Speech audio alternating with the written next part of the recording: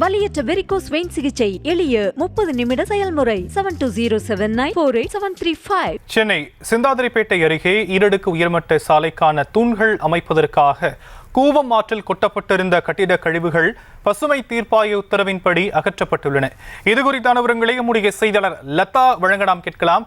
லதா, கூவம் ஆற்றில் கொட்டப்பட்ட கழிவுகள் தற்போது அகற்றப்பட்டு வரக்கூடிய நிலையில கள விவரம்.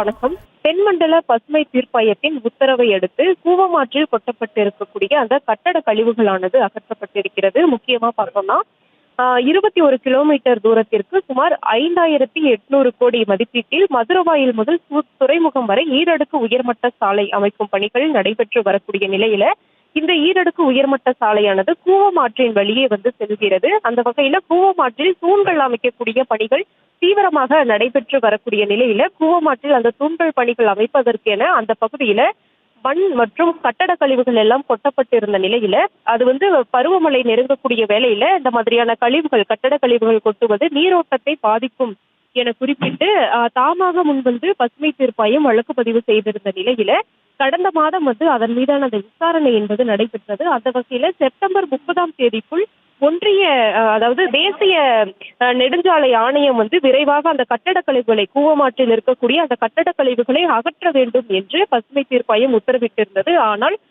செப்டம்பர் மாதம் முடிந்த பிறகும் அந்த கட்டட கழிவுகள் அகற்றப்படாத நிலையில கடந்த 3ஆம் தேதி நேற்றைய முன்தினம் கூட மீண்டும் அந்த விசாரணை என்பது நடைபெற்றிருந்தது. அப்பொழுது உத்தரவிட்ட பசுமை தீர்ப்பாயம் வரக்கூடிய 10ஆம் தேதிக்குள் இந்த கட்டட கழிவுகளை அகற்றாவிட்டால் ஒவ்வொரு நாளும் அபராதம் விதிக்கப்படும் என்று உத்தரவிட்டிருந்தது.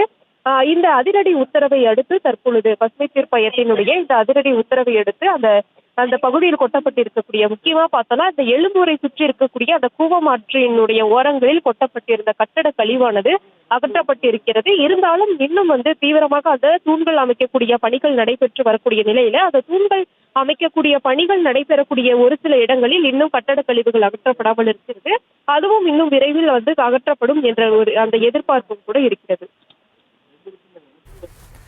தற்போதைய விவரங்களுக்கு நன்றி லதா.